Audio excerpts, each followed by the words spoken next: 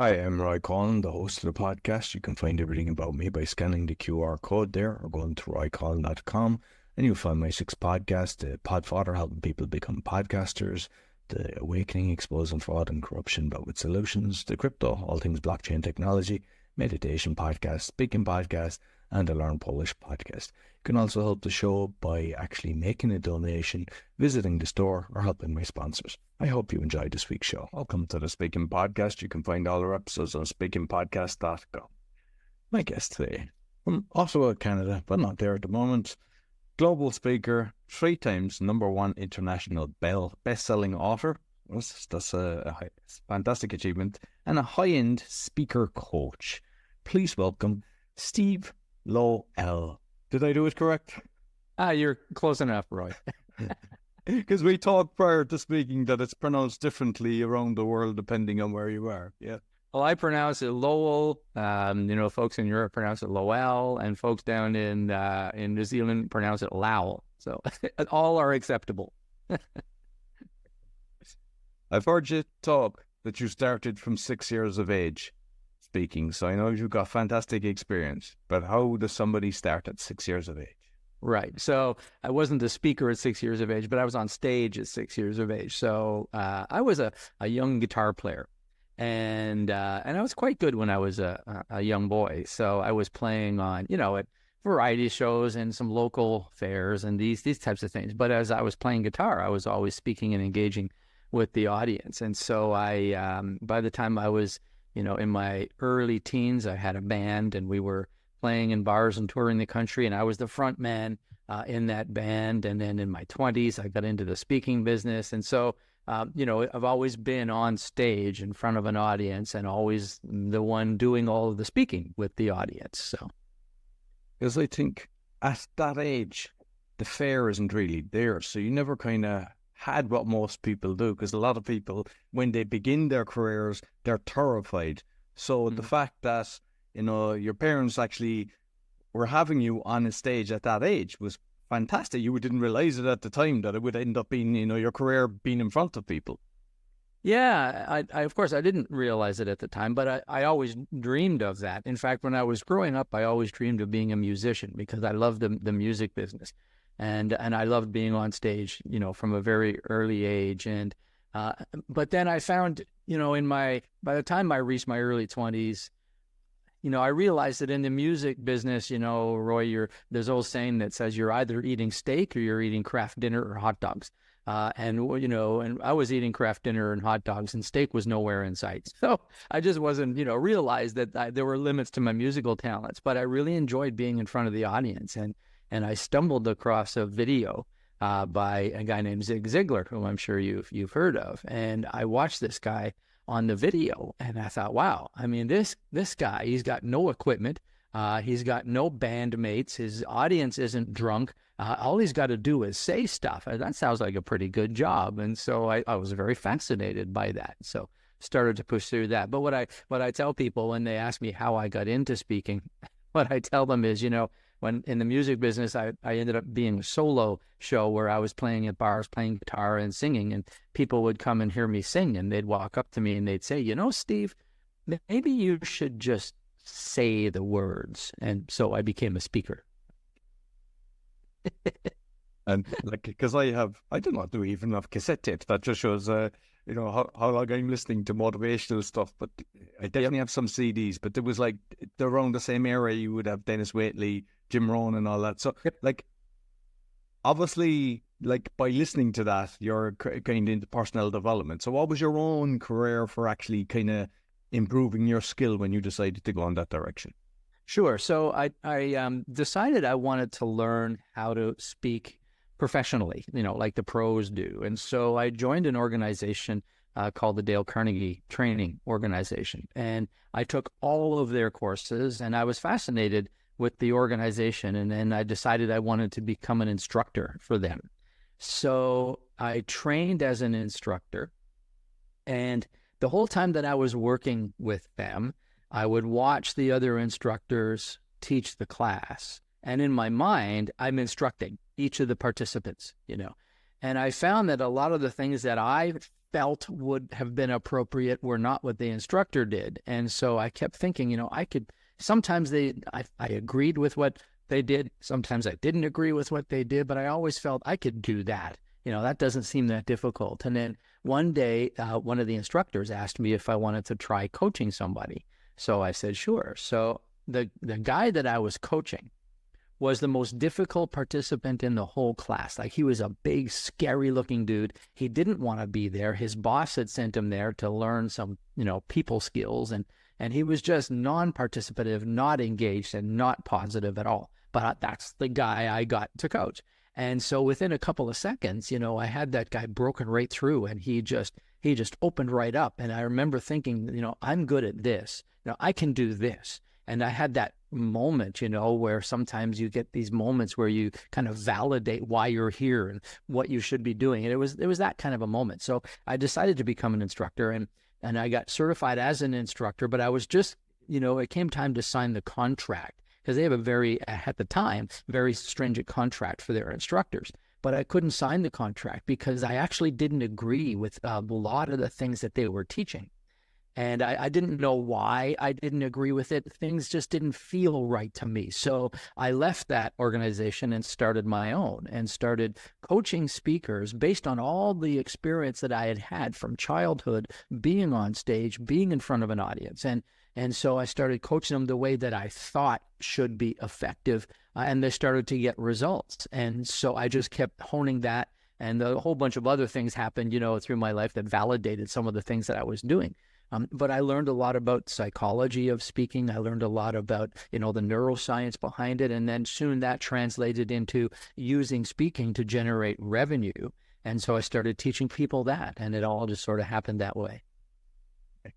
Excellent. So I want to go into the psychology bit, but you've been past president of the Global Speakers Federation and also of the Canadian Association. So you might kind of, just for those that maybe are speakers or aspiring speakers, how you get into them and what exactly they cover. Sure. Okay. So you're talking about the associations? Yeah. Yeah. Okay. So in Canada, we have CAPS, the Canadian Association of Professional Speakers. And in the United States, there's NSA, National Speakers Association. In the UK, there's the PSA, Professional Speakers Association of the United Kingdom and Ireland. So Ireland has a chapter, as does Scotland. And so around the world, there are 17 of these associations. There's one in India, there's one in Singapore, there's one in Australia and New Zealand, and there are 17 of them around the world. So I was the president of the Canadian Association of Professional Speakers. And then when we have these 17 associations, they all belong to a central body called the Global Speakers Federation. So the Global Speakers Federation is the central hub for all 17 professional speaker associations around the globe. And so I became president of that. So that journey took me about 11 years to make it to that point. And I served for 1 year as the president in the Global Speakers Federation. And during that time, it was fascinating, Roy, because I got to visit all of the associations around the world. But sadly, my tenure as president was right in the time of COVID. And so I wasn't actually physically able to go out and visit all of them. I had visited many of them, including Ireland, and Scotland and many of the others. I had visited many of them years before, and I had spoken at all of them. But during my year as president of Global Speakers Federation, I spoke at every one of the 17 associations virtually, which meant I had to get up at 3 a.m. to speak, for Singapore or India or whatever. So it made for a very interesting year of non-travel travel. And how did you kind of bring your A game when you had to get up at 3 o'clock in the morning? Did you have techniques? This is what we do. You just do. You wake up, you shake it off, you force down a coffee, and you go and you just do it. So when people join these associations, one, do you have to have a certain level before they allow you in? And then is there like a mentorship that kind of helps you improve what you're doing? Sure. Well, each one of the associations is self-governed. And so they all have their own rules, their own regulations. And so many of them have a minimum income requirements. So in Canada, you need to earn $50,000 as a speaker in order to qualify. But then they also have a different part of their association for people to come in as an associate member or as a future member, where they can be trained and they can be mentored into professional speakership. So a lot of the associations have such programs. Some of them don't. So they're different all around the world. But the common purpose of the speaker associations is not necessarily to train speakers, although most of them do, but that's not their primary function. Their primary function really is to create a community and bring professional speakers from around the world together to share best practices and to share opportunities and to sort of share the global knowledge and that type of thing. But it's a great camaraderie. It's a great way to connect with people in the industry. So with the psychology of selling, I was listening to another show you were on, and it kind of brought back memories of when I was in some event, and the guy on stage is going, there's only 20 places, and trying to get people to run the end of the room. And I just thought it was kind of cringeworthy hearing that. So you might kind of touch on the psychology of selling.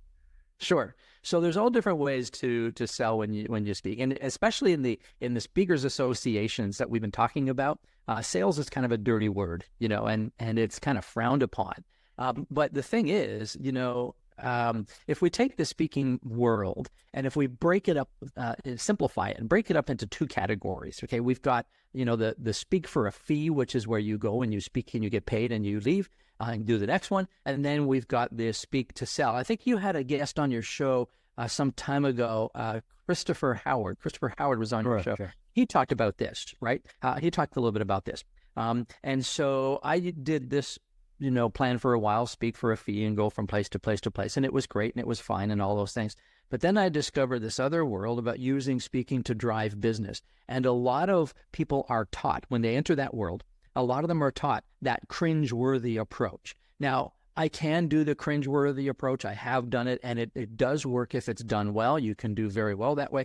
But what I've found is that most people find it cringe-worthy, and when I'm delivering it, I find it cringe-worthy. So here's what I've discovered over years of honing this craft, and this is what I try and teach others, is this.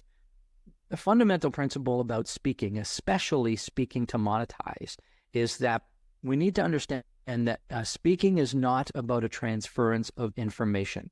Speaking is about a transference of emotion. So my job as a speaker is to get you to feel about my message the way I feel about my message.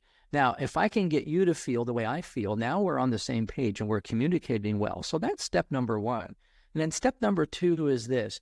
Whenever you speak in front of an audience, whether it's an audience of one, Roy, or an audience of 1,000, whenever you speak about yourself or your business, you're either positioning yourself as somebody they need or somebody they don't. And there are only two options, somebody they need or somebody they don't. And so if you can position yourself through speaking as somebody they need instead of somebody they don't, then all the cringeworthy stuff becomes not necessary. And I'll give you a very quick example, very simple example. I tell this story all the time because it works whenever I speak. I ask the audience this question. I'll say, put up your hand if you or somebody is in the market for a tennis instructor. Okay. Now I'll ask you, Roy, do you know anybody who's in the market for a tennis instructor? Not sure, but I know a few people that play tennis, so I presume yes. Okay. So you presume yes. If I have an audience of 100 people, usually maybe one person might say something like that. Usually their hands don't go up, right? So, nobody's, unless you're deliberately a tennis player and in the market for a tennis instructor, you're not walking the earth looking for a tennis instructor. But I tell the audience, I'll say this, let's say 100 people, I'm going to guess that at least 30 of you are in the market for a tennis instructor right now, or somebody who is. And I'm going to say that to you. I bet that somebody for sure who's in the market for a tennis instructor. And so the audience kind of thinks, well, how are you going to prove that? So I tell them about this guy named Brian. Brian came to me about, 20 years ago or something. And he said, Steve, I'm going to all the networking events. I'm shaking all the hands. I'm making all the phone calls. I'm meeting all the people. He says, I'm just not getting the business that I need. I said, well, Brian, what do you do? He says, I'm a tennis instructor. So we taught, we see what the market is for tennis instructors. It's very limited. So we taught Brian this principle that anytime you present, whether it's to one or 1,000, you're positioning yourself as either somebody they need or somebody they don't. And when Brian says, I'm a tennis instructor, he's positioning himself as somebody they don't need. So if you saw Brian today and you said, Brian, what do you do? He'd say, well, you know how sometimes kids, they have so much energy and they get so excited and they're bouncing off the walls and they're yelling and screaming and having fun, making all kinds of noise. And the parents get so frustrated because they have no idea what to do with these kids. He'd say, well, what I do is I take kids of any age, I bring them on a tennis court, and I absolutely exhaust them, and I hand them back to their parents. Then I ask the audience, put up your hand if you just might know somebody who just might be in the market for a tennis instructor. And all of a sudden, all the hands go up. Now, it's a true story, and it's a little shtick, but what it does do is it demonstrates the fact that how we speak and present about ourselves positions us in only one of two ways, either somebody they need or somebody they don't. And if we know how to speak and position ourselves in a way that positions us as somebody they need, then it becomes a whole lot easier to translate that into business. And so the whole psychology process happens in there. How do you strategically and tactically present yourself as somebody they need instead of somebody they don't? And then how do you do it without high-pressure sales tactics? I love that. That's fantastic.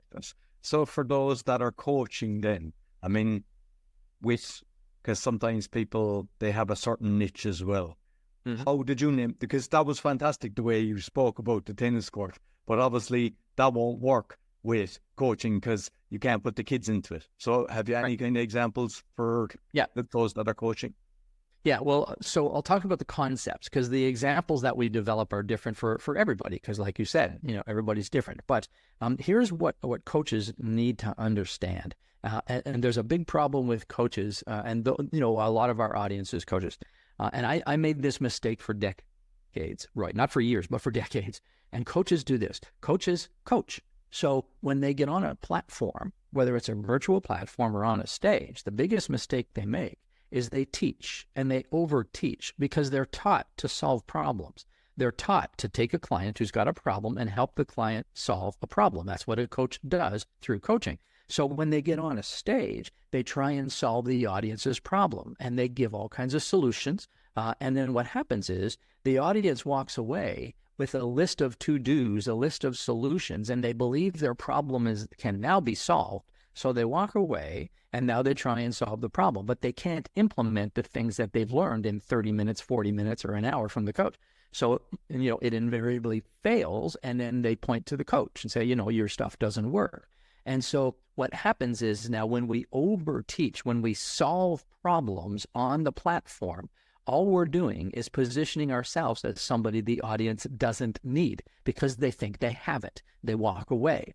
So what coaches and people who are really trying to use speaking to drive business, what we need to do is we need to give clarity on the problem, not solve it. That's what the tennis instructor does. It gives clarity around a problem that the audience may not even know they have. An audience wouldn't naturally draw a line between a tennis instructor and my rowdy kids. They don't draw that line until we reveal it to them. So as coaches who speak, our job is to reveal the straight line between us and the problem the audience has that they may not even think they have. They may not even know they have. So our job is to reveal the problem, not to solve the problem. And if we can reveal the problem, and here's the outlook we're looking for, the outcome we're looking for from our audience. We want the audience not to do this. We want the audience not to go, oh, great, I'm going to go and try that. That's not what we want. What we want is, I've never thought of it like that before. I'm doing the wrong thing. I need to try something different. I need that person to help me because I'm stuck. That's the result we're looking for when we speak.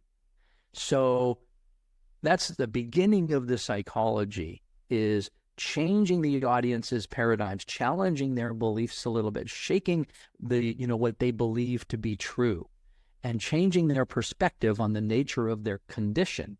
Now we've positioned ourselves as somebody they need instead of somebody they don't. So, #1 best-selling author 3 times. So is it about selling? What are your books about? So the first book I wrote in 2011, and it's called From Stage Fright to Spotlight. And I noticed that you have something called From Stage Fright to Spotlight, don't you? I noticed it did I see that from you somewhere? No, I thought I saw something from you called From Stage Fright to Spotlight. But I just thought it was cool because, oh, wow, there's another same title. But I have a book that I wrote in 2011, From Stage Fright to Spotlight, and it's 99 speaker secrets to breaking the rules and mastering the stage. In fact, if it's okay, I'd like to, give a copy to your audience, a PDF copy. We can do that later. But I wrote that book because a lot of my clients were authors. They write a book and then they want to speak about it, which makes sense. A lot of my clients were authors, and I didn't have a book. I don't really like to write that much. At least I didn't at the time. And so I thought, so many of my clients are authors. I should probably be one. So I wrote the book, and it just sat there for quite a few years and did nothing. And then maybe 5 years ago or 6 years ago, we decided to pursue that. So we put the book out and we promoted it and we made it a #1 bestseller internationally. And then the next book I wrote is called Deep Thought Strategy. Now, Deep Thought Strategy is the strategy that I developed that I teach my high-end one-on-one clients. And this is about that process. This is about how do you present your content in a manner that appears to be different from everybody else, and that positions you as somebody they need instead of somebody they don't, by using a series of models. And so I wrote that book and put it out, and it became a #1 international bestseller. And then my wife Jayne and I did a collaborative with Brian Tracy. So we did a collaborative with Brian Tracy and a number of our clients, and we put this whole book together called Emerge, and we put that out, and it became a #1 international bestseller. So those are the three. Fantastic. So, I mean, a lot of this is coming down to marketing. A lot of speakers are aspiring authors, or they've created a book, but they think people will come running to buy it, and it doesn't happen. What tips have you got to help it to get to a #1 bestseller? Here's the reality. On Amazon, it's not that difficult. You don't have to sell a lot of books. This is a sort of a misconception that I hear. We put the title 3-time #1 international best-selling author because our books, my books, they hit the #1 spot. That there's 3 of them internationally around the world. But in Amazon, and that's what it is. And Amazon, if you're a #1 best-selling author or a best-selling author, it's basically a snapshot in time. So, because Amazon has this algorithm that runs every hour. And what it does is it brings, I think, the 100 top selling books of that hour, brings them up to the top and just take a snapshot of it, and you're a bestseller. So to do that, you're right. It's not a build it and they will come thing. So what we did is before we launched the book officially, we sent to our list and we said, we're going to be launching this, as a bestseller campaign. We could use your help, and we're going to give you a good price on the book if you purchase it at a certain time on a certain day. And we just counted that down, and everybody did, and we took our snapshots, and we were best-selling authors, So, and we just did that with 2 of the books, and then I think with the 3rd book, Emerge, this part was out of my hands. This is my wife and our team takes care of all of that, but I think we did something similar. But it's not, Amazon, it's not really that difficult. So you've self-published all your books, have you? Yeah, we self-published. The first one, Stage Fright to Spotlight, I did have a publisher, and that's how it got started. But we didn't agree on some things, so I fired them and just went, did it myself. I talked to a lot of people that have written books, and a lot of the time they don't give you an upfront fee. Plus, it's like, no, you market it to your list and you do all the thing, and then we give you 50 cents or $1 if you're lucky per book. So. Yeah, 100%. Yeah, traditional publishers, they're more interested in your ability to market and sell the book than they are in your ability to write it. And that's not a knock against them. That's their business. They will place it, they'll get it into the bookstores, and they'll do those things for you, and they will market the book. But they really want to know that you have a platform. That's really the best way. I mean, my understanding of traditional publishers is that they don't just look for somebody who can write a book. They look for somebody who has a platform so the book can be sold. And then there's hybrid publishers, who you pay money to, and they do the work, and then you kind of split the profits. So there's all different ways to put books out there. And for us, the self-publishing was the best way to go, because really for us, our intention, it wasn't to sell millions of books. The intention was to use our books as a different, just an additional credibility step. Because we get this all the time, when I'm being asked on podcasts or different things, have you got a book? Yeah, well, I've got 3. So, I mean, it's just it's a great credibility booster. So with the speaking and the coaching, marketing, I mean, that, to be honest, I wasn't aware of that Amazon tip. I think it's fantastic. That in itself is worth gold for those that were listening. So when you're marketing yourself then for both of that, what kind of tips could you give to people? Well, it depends on what your desired outcome is. So my business focuses on people who want to use speaking to drive clients into their business, or I have, we talked about coaches. So I have coaches who have a program to fill, or experts who have thought leaders who have an idea to share.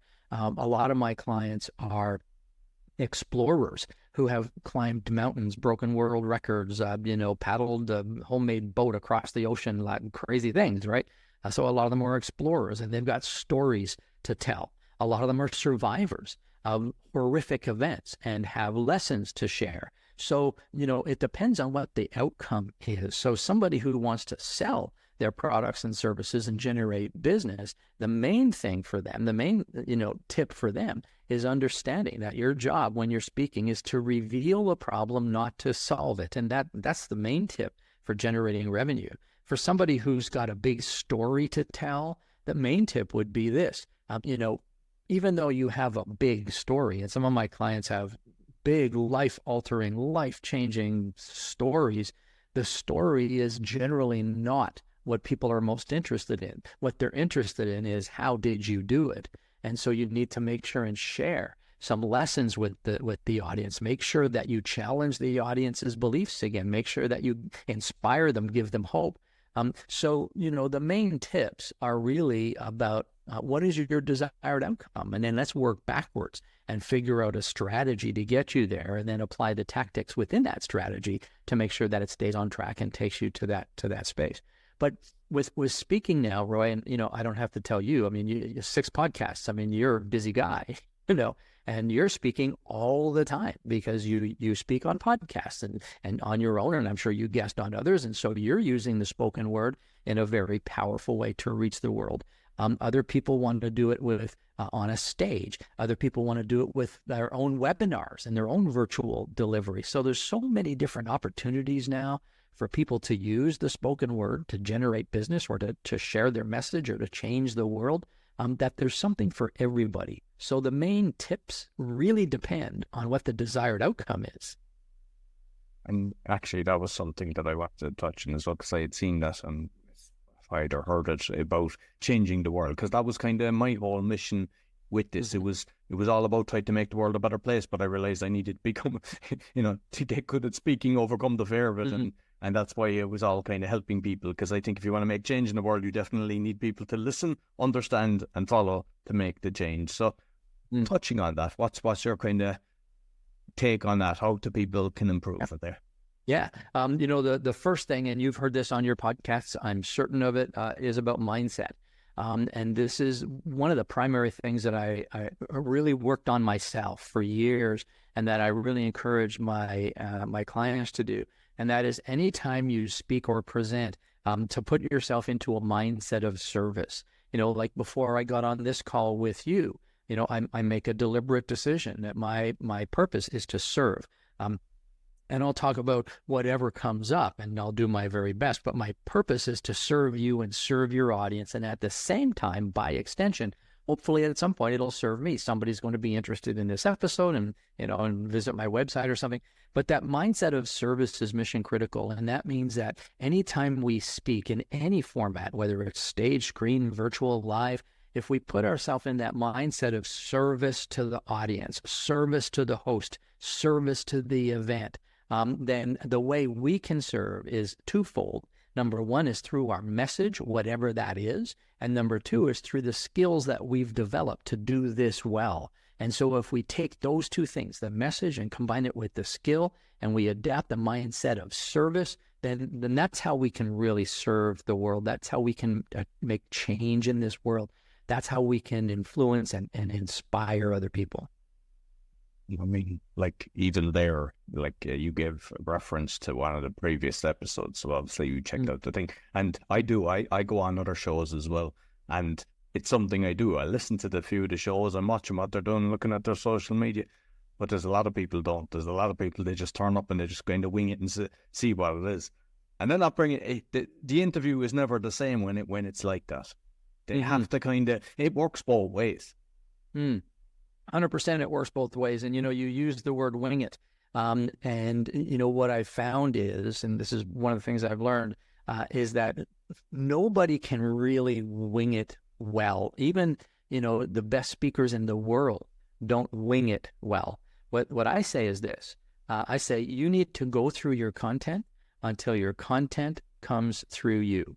You need to go through your content until your content comes through you. And what that means is that you can do this. Like, this was not prepared, what you and I are doing. You didn't prepare these questions, and I didn't read them first. Like, oh, my little light keeps going off. We didn't have this kind of prepared thing.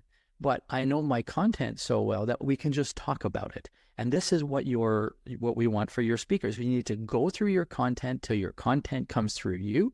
And that way you don't have to wing it. It just comes up, and you can just chat about it. Like I did a lot of speeches in Toastmasters, and I had my own club, and it was a case of, when somebody didn't turn up or somebody bailed, I go up and I do a speech just on the cuff and everything, and I was called out on it, and they said, look, it's good enough speech, but you're winging it. And it was you're winging it. We want you. And I was told that the next speech that I done, that I intentionally prepared a lot better. They said it was my best speech ever, better than one that had got into the final of 5 countries. So I was like, I don't do that anymore. Like, no matter what I'm doing, is like, don't wing it, because you're not serving the people that are there. Like, you might think, you're helping them because you're becoming a speaker when there's not much time, nobody else is going to do it.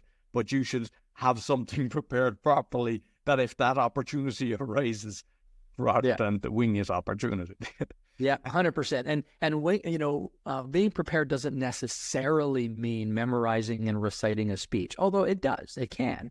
And that's a legitimate way for some people. But most people in the professional speaking world, they only use a small amount of memorization. And what happens is and this is what I teach people to do, is memorize key phrases that are mission critical. Memorize key phrases. For example, the very first thing you say when you get on the stage should be memorized, recited, rehearsed, and mastered for all kinds of neurological and psychological reasons. And but there are key phrases in your presentation or in your talk that should be said in a very specific way, with very specific presentation and countenance and tone and all of that. So you need to memorize those pieces. But for most people at the professional level, they may say the same thing every time, but not because it's memorized. They say the same thing every time because it's internalized. They've gone through it until it comes through them. It's like saying your name. Your name isn't memorized. Your name is internalized. And so sometimes that means that you start with memorization, and sometimes it doesn't. Sometimes it means knowing the content so that you can speak about the content and not necessarily repeat and recite the exact same thing every single time. And so, just because we stumble a little bit with some ums and some ahs and maybe, start over and a little bit of false starts, even though that happens, you can still be exceptionally well prepared if you know your content so well that it just comes through you, rather than always putting the pressure on yourself to memorize and recite a new speech every time you speak. I could never do that. That's way too much pressure for me. I would never be able to do that. No, I mean, basically, the way I do it is I know exactly my intro and my conclusion. I know the points, what I want to do. And they're always kind of stories from the heart anyway. So it's not as if I have to memorize it. I just need to remember I'm talking about these different things. And Exactly. That's precisely right. Yeah. So you've got fantastic experience internationally. Mm-hmm. For those that are kind of maybe just getting, like, there's a lot of listeners from America, and then they decide they want to do Europe and do Asia and all this. You've spoken all over. What things did you kind of learn that's you kind of cringe and go, oh, I wish I hadn't done that when you were kind of speaking in all different countries? Oh, I'm trying to, that's a good question. I'm trying to think about if there's anything that made me go, oh, I wish I hadn't done that. And I'll give you one example. Knowing what's sensitive to other people in the world that are not necessarily sensitive to us. So, for example, I had a template that I created, and it was called the Killer Keynote Template, and it was for speakers to help create what in America we would call, that's a killer keynote, So we create a killer keynote template. Then I was speaking in, I think it was Singapore, and part of the program was I was doing a session for speakers on how to create a killer keynote. And the organizer asked me if I could change the name from Killer Keynote to something else, because they were very sensitive about that name on that side of the world. And I thought, I didn't know that. So I've changed it to the High Impact Keynote.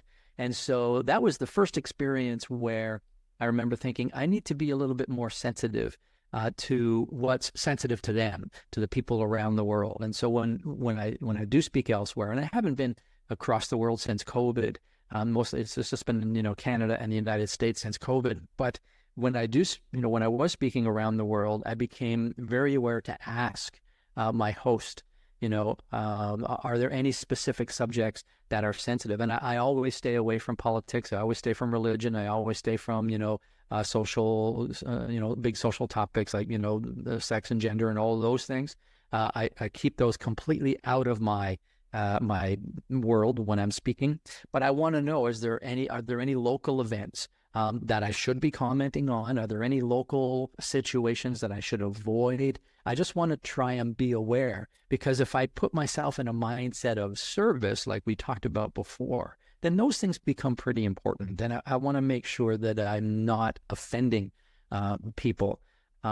So there's nothing else I can think of that makes me go, oh, I wish I hadn't done that. That was the only one. And with kind of the different equipment that you use then, like between holding the mic, the headpiece, and because like what I see is some is the kind of advice, put it by the chin, because you'd hear people, the breathing and the, every time they're talking, they get in the puff sign. But like, just with your experience, was there any things that you kind of have learned to make sure this doesn't happen, because you've realized it doesn't come across as good? Yeah, so for me, and this is, again, speaker's preference, right? So for me, I hate the handheld mic. I avoid it like the plague, because I'm very like this, right? I want to, and oftentimes when I speak, I use 2 flip charts. I don't use PowerPoint. I use flip charts, and I go back and forth, and I'm drawing and I'm scribbling, and it's very, like this on stage. And so when I use a handheld mic, I find it extremely restrictive. So I don't use handheld mics. I use this. And I make sure that it's put on properly and that it's got the little wind thing on it. And I'm just, very careful of that. Or I'll use a lav. Now, sound people hate lavs, because lavs are almost impossible to get decent sound. They feedback very easily. And whenever your voice changes from here to here, and as soon as you go sideways, the level of the voice changes. But for me, that becomes the sound person's challenge as a speaker, not mine. And so it's their job to make me sound good, and I empathize with them, but I need my hands free. So that's me. And so the other thing, that there's so many of these things, and a lot of them are in the book, from Stage Fright to Spotlight, but here's a couple. Watch for gaps in the stage. I remember I walked out on the stage one time. I had been introduced, and the stages, a lot of the stages are pieces and they're pushed together, right? And some of them are on wheels. The big heavy ones some of them are on wheels. They push them together and then they lock the wheels. And so I walked out onto this stage, and whoever put the stage up did not lock the wheels. And when I stepped on the crack in the middle, it opened up just enough for my leg to go right through the crack. And so I was standing on the stage with my one leg through the crack of the stage and one on the stage. And I hadn't said anything yet. Fortunately, the universe provides. And so what came to me was And this is how I opened up the presentation. I said, don't mind me. It's just a stage I'm going through. And that worked, right? And of course, everybody laughed and it worked. But there are other things that happen that don't work. And so what I've learned is we need to be open to being flexible when things happen that we don't expect. Like the PowerPoint goes out, which has happened to me many times. It won't work, or the projector blew up, or the fire alarm goes off, or things happen, right? And so what we need to do is we need to go with the flow and act like it was exactly what was supposed to happen. And if there's any way we can take credit for it, like if there's a way we can work it into our show somehow. So I'll give you an example. A friend of mine is a magician, and he was performing at an event. And as he was performing, an earthquake hit. And when the earthquake hit, the place started to shake. Now, it shook, but not enough for people to scramble. It was like, people were like this. And as soon as it started to shake, he stopped his show, and he started to go like this with his hands.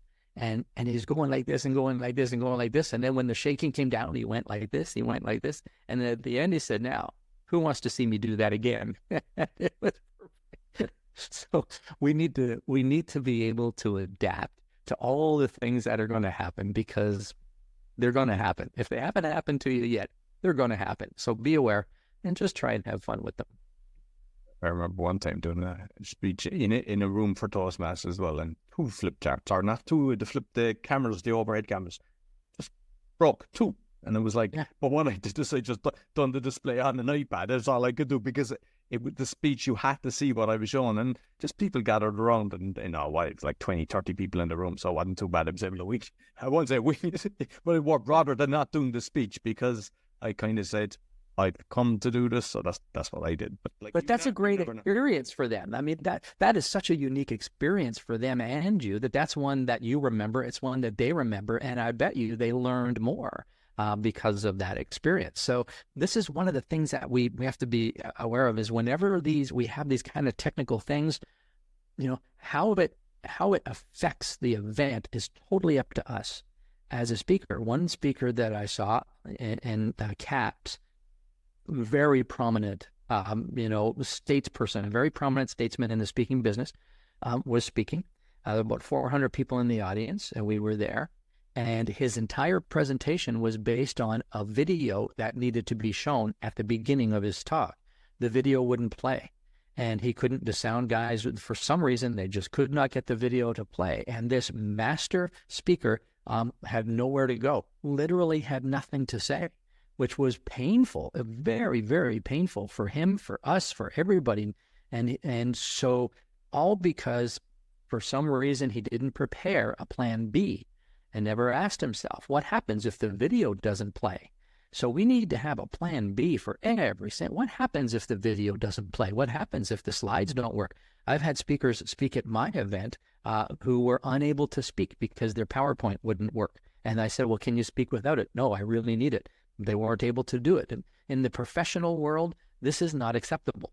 This is not acceptable. And we need to have a plan B. We need to be able to go with the flow of just about everything. I've spoken to a room of 300 people when no microphones would work. And I stand on the stage and I just speak really loud. Can you hear me at the back? Yes. Okay, let's go. And just do it. It has to happen. I'll tell you this other story. My daughter's 16th, it was her high school graduation. And it was in a big auditorium. She went to a large school, big auditorium, about 300 people. And the valedictorian, 16-year-old kid, he gets up, he's ready to do his valedictorian speech. Now, if you're the valedictorian and you're, you know what that is? Like I don't know if you have that in the UK, like you're the student of the year kind of thing, and you give the speech, right? And just as they called his name, there was a lightning strike and all the power went out in the building. And then, and when the power goes out, those emergency electric lights come on, the emergency battery powered lights.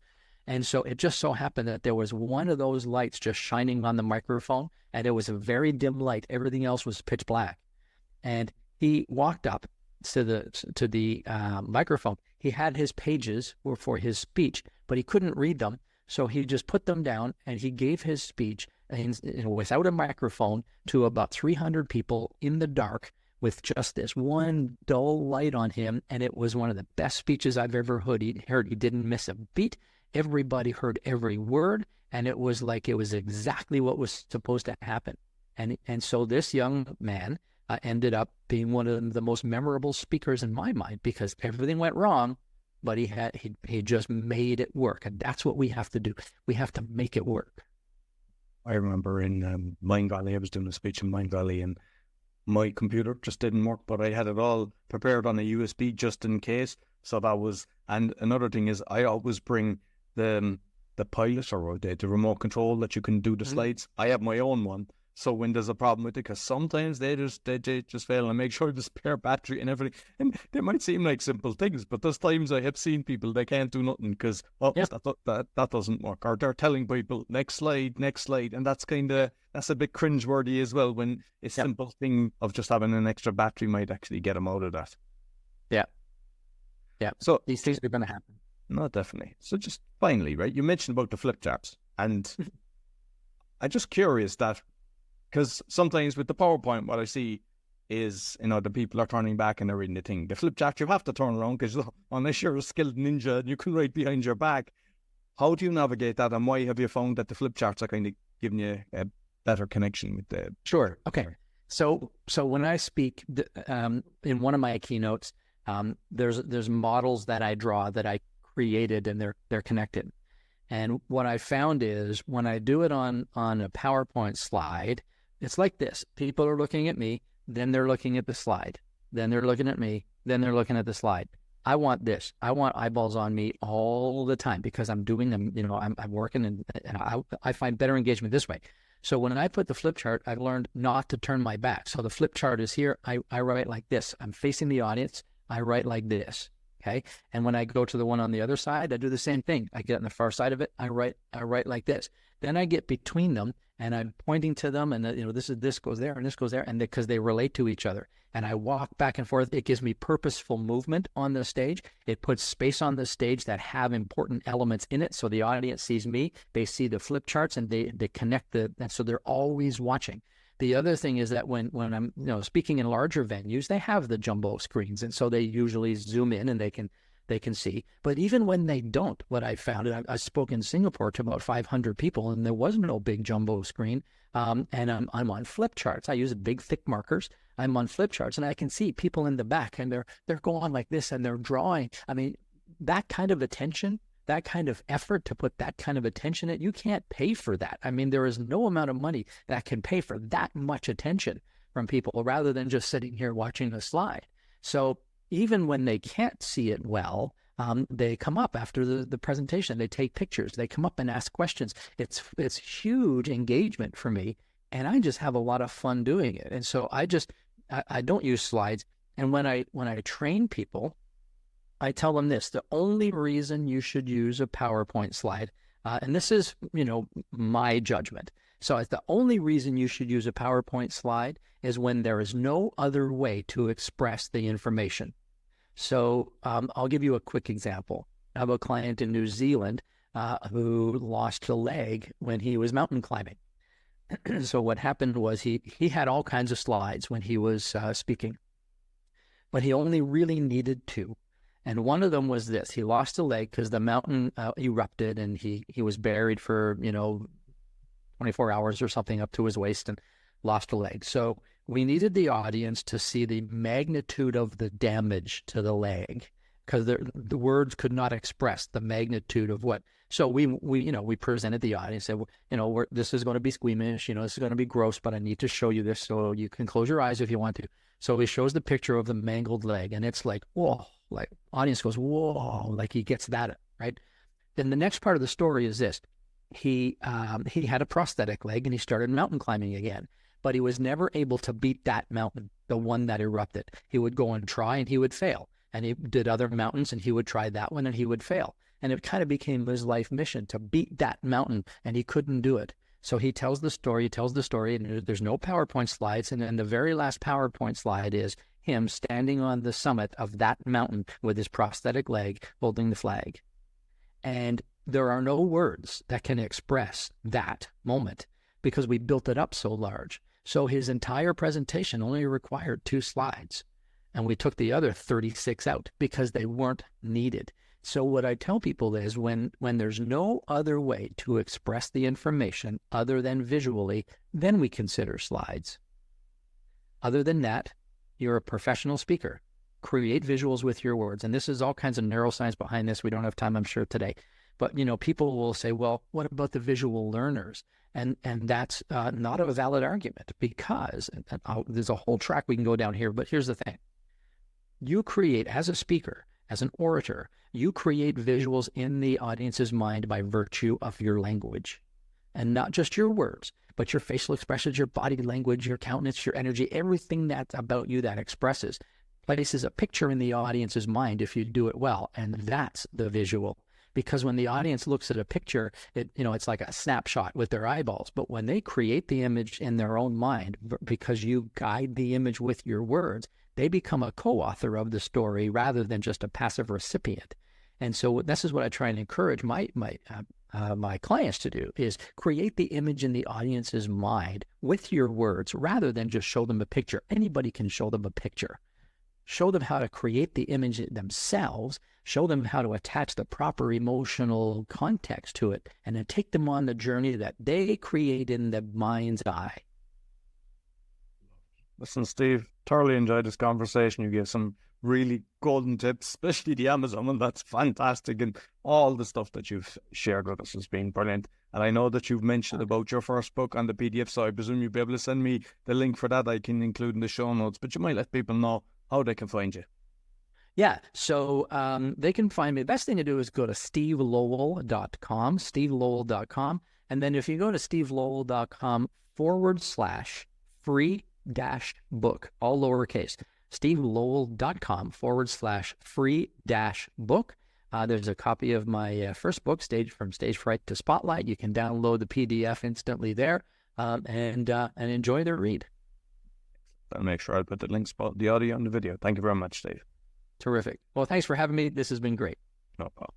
So that's all for the Speaking Podcast. You'll find all our episodes on speaking.Podcast.com. Until next week, take care. So I hope you enjoyed this week's episode. As mentioned at the start, you can find my 6 podcasts on roycollin.com or scan the QR code if you're looking to start a podcast or do a podcasting tour, help with that. Also, if you're looking for a virtual assistant, we also have that service. And you can help the show by visiting the store, supporting our sponsors, or making a donation.